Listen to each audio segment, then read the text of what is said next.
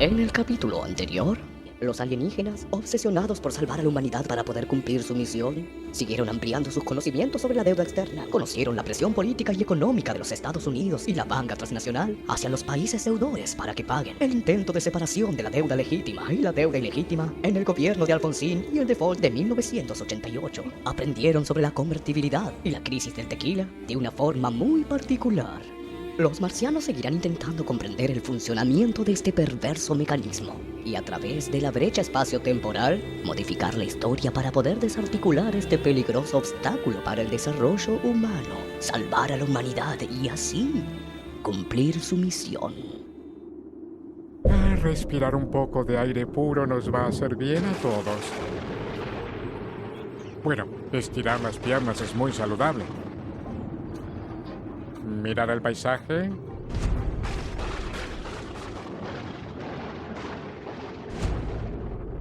Durante los primeros años del gobierno de Menem...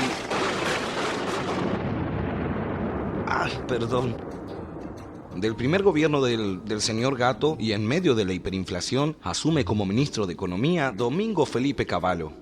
¿Caballo? ¿Caballo? ¿Como el animal? No, bueno, casi. ¿Qué hizo este caballo? Fue el impulsor de la ley de convertibilidad, un plan basado en fijar el dólar 1 a 1 con el peso.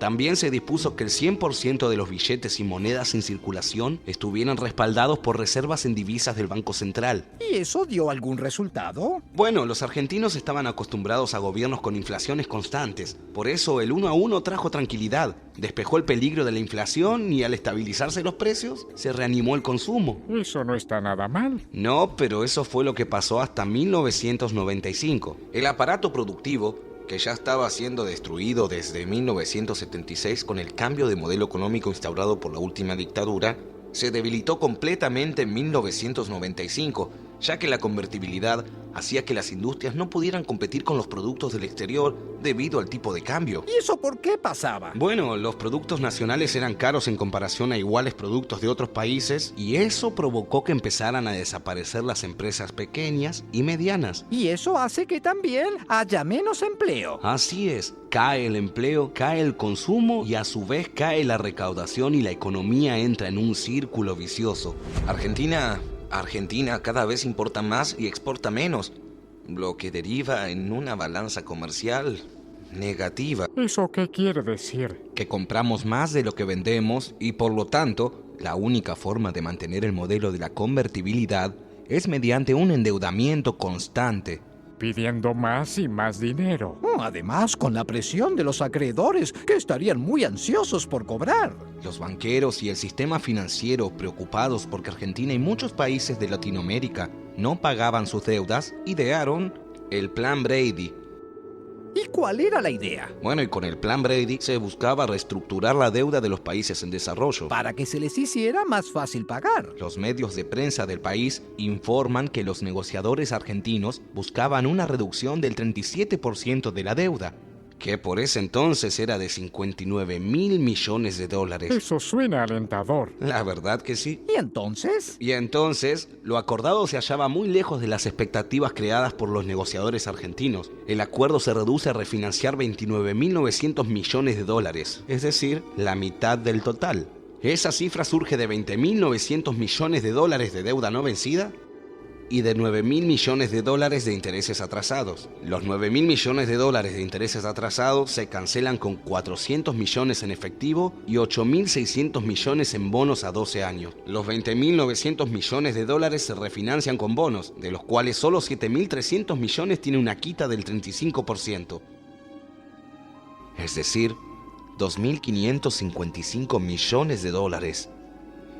Es decir, que solo les perdonaban 2.555 millones. Algo bien distinto del 37% que se había hablado. Bien distinto. Es un desastre, pero algo es algo. Son casi 2.600 millones menos. Sí, pero ¿a costa de qué? ¿A costa de qué? Primero, que la deuda, en vez de estar concentrada en los bancos a través de los bonos Brady, pasa a estar distribuida entre tenedores de bonos anónimos y dispersos, por lo que los bancos se sacan el problema de encima. Porque ya no le debían esa parte de la deuda a los bancos, sino a personas particulares. Exacto. Segundo, el canje de los títulos inhabilita a la Argentina para impugnar los títulos como ilegítimos. Eso significa reconocer toda la deuda como verdadera. Dejando de lado cualquier posibilidad de investigar. En tercer lugar, gracias a este plan, los acreedores se aseguran el cobro de los intereses atrasados, 400 millones de dólares en efectivo y el resto en bonos, ahora garantizados por el Tesoro de Estados Unidos, cuyo cumplimiento es riguroso. ¡Ah! Eso fue genial. La cosa no termina ahí. El plan Brady revive los viejos títulos de deuda, cuyo valor oscilaba alrededor del 18% del valor nominal, reemplazándolos por títulos nuevos que Argentina reconoce a valor nominal del 100%.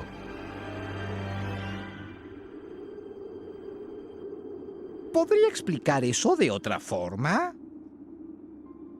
Los títulos de la deuda que estaban circulando, como el país estaba en crisis y nadie creía que el gobierno fuera a pagar, se habían desvalorizado, cotizaban al 18% de su valor real. Entonces, esos 20.900 millones en títulos valían en ese momento 3.762 millones de dólares. Es decir, al 18%, pero gracias al plan Brady, la Argentina los reconoce a su valor original. ¿Pagaron 100 por lo que valía 18? Técnicamente sí. Esto sí que es increíble. ¡Increíble! Esto quiere decir que esos 20.900 millones que se reconocen como deuda valían en ese momento 3.762 millones.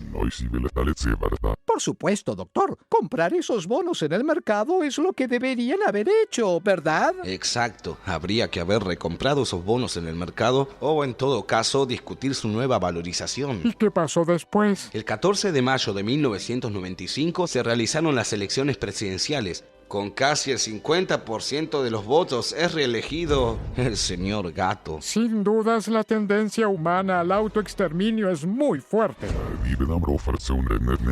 ¿Qué es una manga de pelota? Lo que pasa es que gran parte de la sociedad hasta ese momento no se había dado cuenta de lo que se estaba haciendo con el país. Creyeron que el 1 a 1 alcanzaba para que el país anduviera bien. ¿Y qué fue lo que pasó en la segunda presidencia? Bueno, las cosas para la segunda presidencia empeoraron hasta casi colapsar. Esto no tiene solución. Durante el segundo gobierno menemista se continuó con las privatizaciones que habían comenzado en el primer mandato. ¿Qué es una privatización? Es un proceso mediante el cual las empresas públicas o del Estado son transferidas a capitales privados. Las venden. Hay que tener en cuenta que ciertas empresas que son estratégicas para el país, como lo eran YPF, servicios de agua, gas, entre otros, no deberían haber sido vendidas. Eso no parece para nada bueno. Y no lo era. ¿Y cómo se hicieron esas privatizaciones? Mal, por supuesto. ¿Se acuerdan de esas personas y empresas que crearon deuda pidiendo préstamos en el exterior y que luego se beneficiaron cuando se estatizó esa deuda y la terminamos pagando todos los argentinos? Claro que sí. Bueno, esas mismas personas y empresas compraron esos títulos de deuda a valores notablemente depreciados y se asociaron con capitales extranjeros usando esos títulos para comprar empresas públicas. Y entonces, ¿quiénes se quedaron con las empresas públicas? Los grupos económicos que, en mi época, manejaron directamente el país.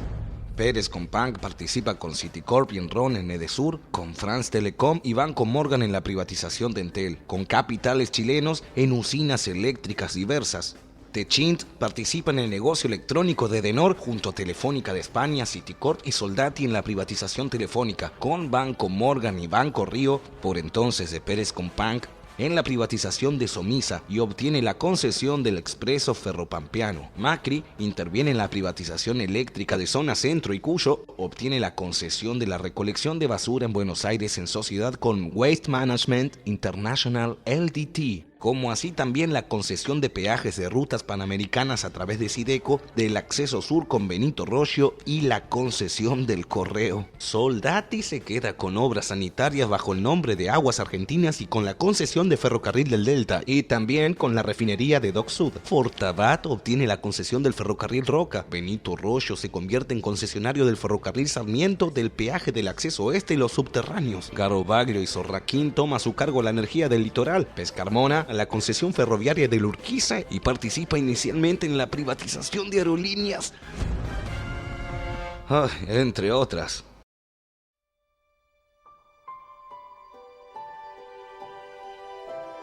Argentina, con el 1-1, se convierte en un paraíso de importaciones y a las empresas pequeñas y medianas les cuesta mucho competir con los precios internacionales. Si a esto le sumamos la plata que se llevan al exterior las empresas privatizadas. Claro, porque el dinero que ganaban las empresas que vendieron se iba para afuera también. Exacto. Si sumamos una cosa a la otra, nos damos cuenta de que lo que sale es mucho más de lo que entra y que esa es una situación imposible de sostener, porque se gasta más de lo que se recauda. A menos que se pida plata para cubrir el agujero. Y así es como nuestro país pasa a vivir ahora para pagar los servicios de la deuda. El presupuesto ya no se usa más para mejorar la salud y la educación, ni la alimentación y la vivienda, sino para pagar los servicios de la deuda. Y así, una vez más, paga la población. La gente, como siempre, es la única víctima. Sufre las pésimas jubilaciones, las terribles condiciones en salud y educación, la disminución de sueldos de los empleados públicos y la reducción del presupuesto de la cultura. A esto se agrega que gran cantidad de empresas privadas, algunas tradicionales, son vendidas a capitales extranjeros. Entre 1990 y 1998,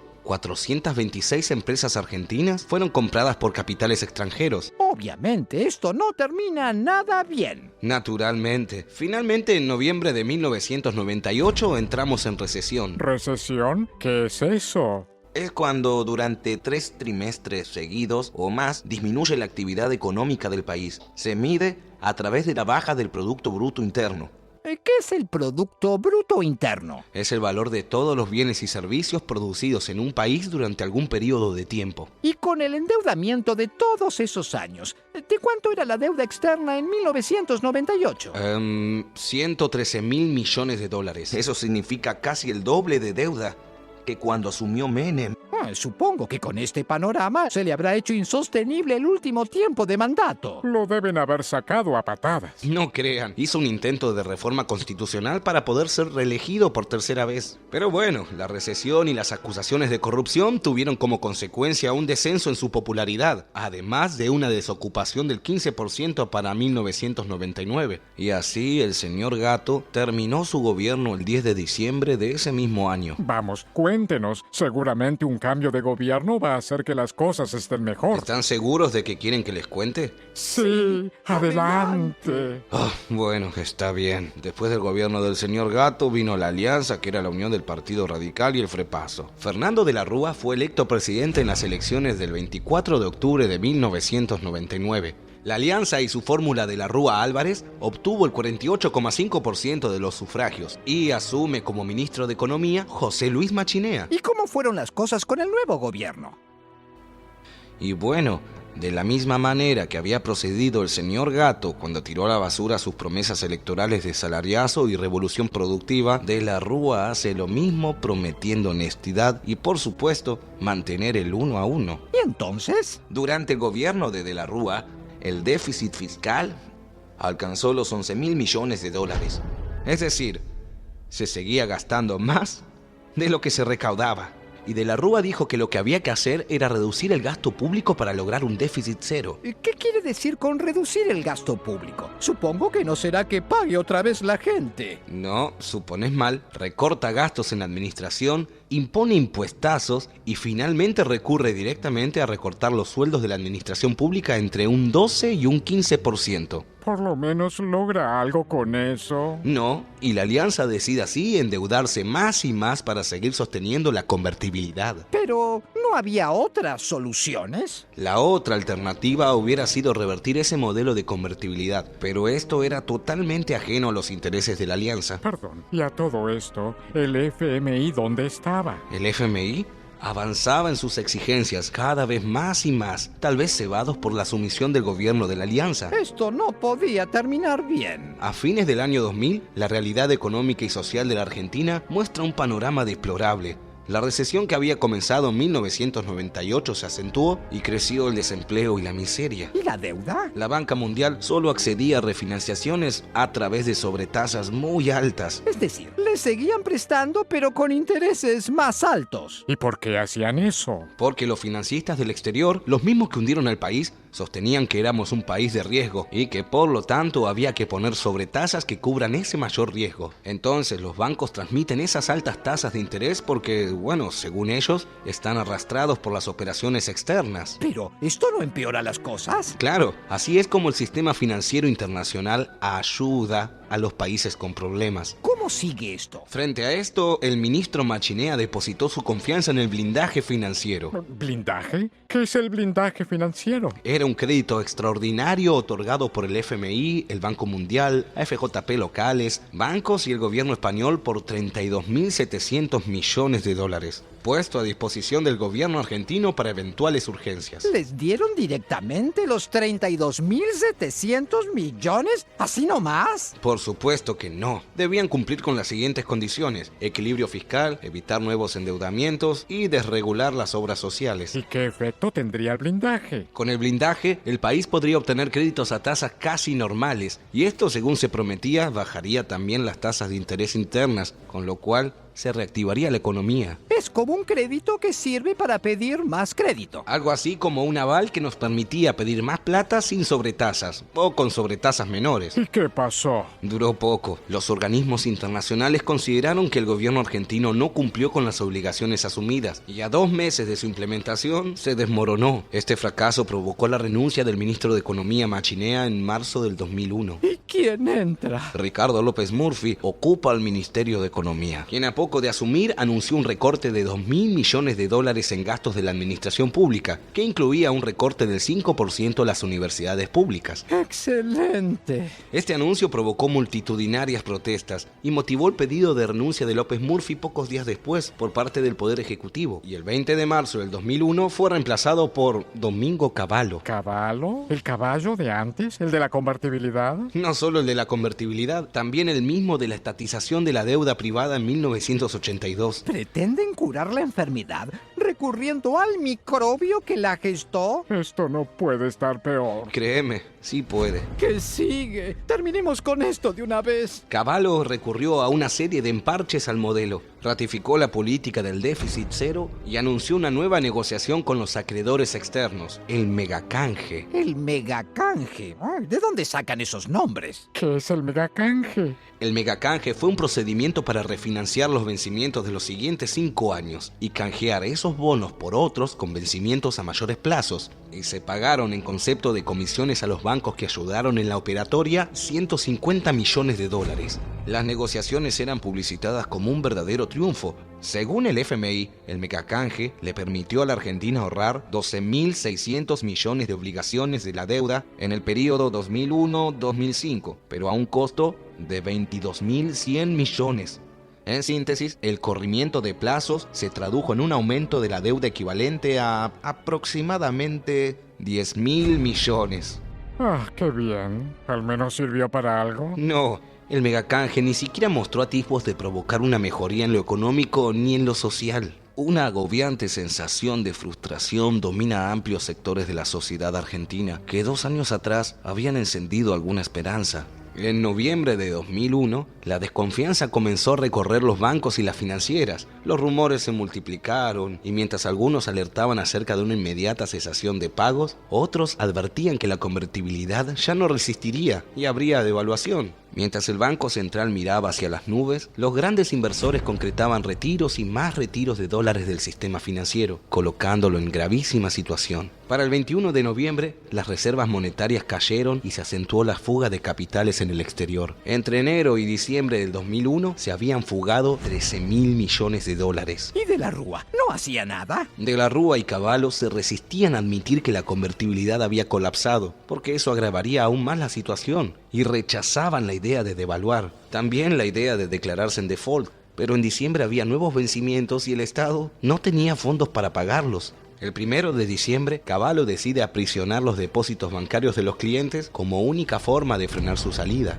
Esto se llamó corralito. ¿No les dejaban sacar su dinero a la gente de los bancos? Eso fue lo que dije. Siga, por favor. Los depositantes salieron entonces a las calles reclamando sus ahorros, golpeando cacerolas.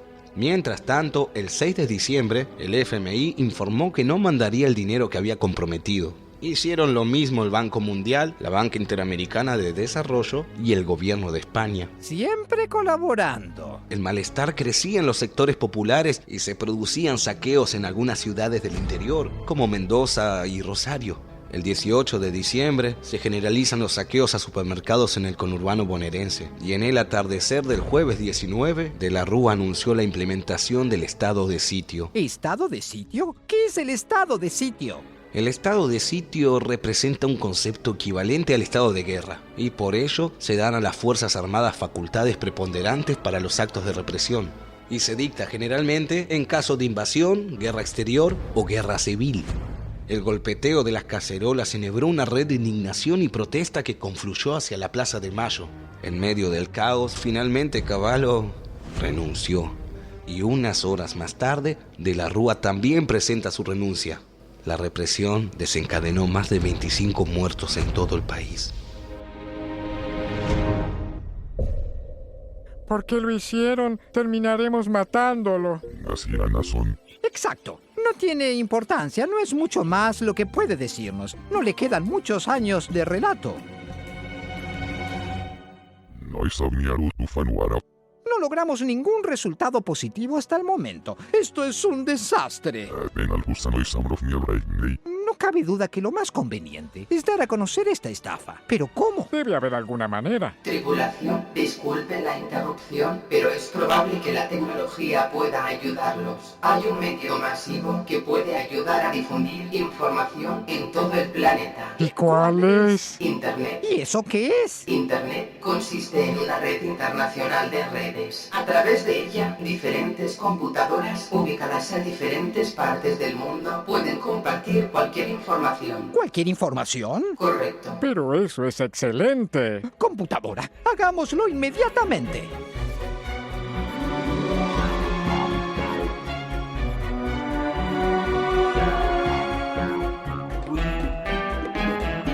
Eso que tienen adelante es una computadora de la época. Está conectada a internet. Con ella podrán colocar información para que pueda verse en todo el planeta. ¡Excelente! Lo único que tenemos que hacer es grabar un video contándoles la verdad y mostrarles el futuro que les espera y listo. Estoy ansioso por empezar. Veamos cómo funciona esto. No puede ser muy difícil. ¿A quién se le puede ocurrir hacer un sistema de ventanas que abren y se cierran? ¿A quién? Creo que necesitamos un manual de instrucciones.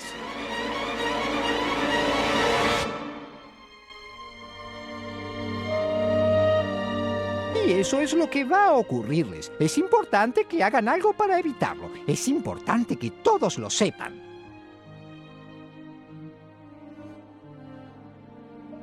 ¿Listo? Ahora lo único que tenemos que hacer es dejar este video para que todos puedan verlo. Listo. Ahora solo nos queda esperar por los resultados.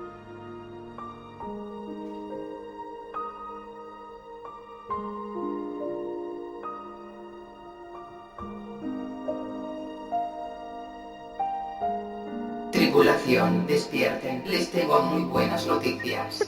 ¿Pero qué ha pasado? Tripulación, el video con la información que subimos hace solamente 6 horas fue visto por 27.845.331 humanos alrededor del planeta. ¿Qué? El video con la información que subimos hace solamente 6 horas fue visto por 27.845.331 humanos alrededor del planeta. ¡Lo logramos! ¡Es increíble! ¡Yupi! ¡Salvamos a la humanidad! Millones de humanos ahora saben lo que les pasará si no cambian. Ahora solo tenemos que esperar y este presente desastroso empezará a cambiar. ¿Cómo no nos dimos cuenta? Fue demasiado fácil. Gracias, computadora. Gracias. No puede ser cierto. No, no puede ser.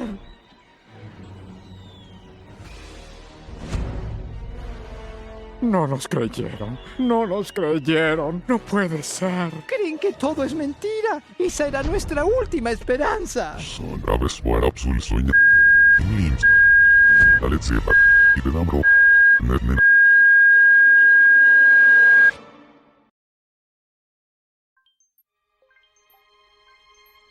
Esto es un verdadero desastre. Sin dudas no podría ser peor. No hay forma de hacérselo saber. No, no la hay. Y seguirá empeorando y empeorando hasta llegar a esto. Juárez Selman fue presidente argentino entre 1886 y 1890. ¿Qué? ¿Y eso qué tiene que ver? Me está delirando. Está hablando de 1886. Tenemos que saber qué fue lo que pasó después de 2001. ¿Cómo se llegó al default de 2001? Es un proceso muy similar al de 1890. Ya me estoy cansando. Juárez Selman asumió la presidencia en 1886 mediante elecciones fraudulentas, impuesto por su concuñado Julio Argentino Roca, quien había gobernado entre 1880 y 1886. Y ya había comenzado el proceso de endeudamiento irresponsable que luego sería ampliado por su sucesor. Elecciones fraudulentas. Juárez Selman y sus socios controlaban todos los resortes del poder, sentando un interesante precedente que hizo escuela un siglo después. Negocios públicos y privados se complementan. Ricos empresarios incursionan en política, funcionarios y políticos lo hacían en los negocios. Estos grupos especulaban con cada compra, venta, préstamo, licitación, haciendo negocios a costa de los fondos estatales, sin siquiera pagar impuestos. ¿Y qué hacían? Y, por ejemplo, en 1887 promulgó la Ley de Bancos Nacionales Garantidos, que permitía a cualquier persona fundar un banco, siempre y cuando pudiera demostrar un capital mínimo de 25.000 pesos moneda nacional. Los bancos compraban al gobierno títulos de la deuda interna y el gobierno les pagaba esas sumas en billetes con el nombre de cada banco. Continúe, por favor. Eso hizo que en menos de 2 años los bancos empezaran a enviar sus capitales al exterior y el Estado debió limitar el retiro de ahorros depositados en los bancos. El corralito. El gobierno llevó adelante una política económica liberal, fomentando la privatización de todos los servicios públicos. Detrás de cada concesión había un negociado y un funcionario beneficiado con la generosidad de la empresa beneficiada. Privatizaciones corruptas. Toda esa euforia especulativa comenzó a decaer cuando en el mundo comenzaron a bajar los precios de nuestras exportaciones.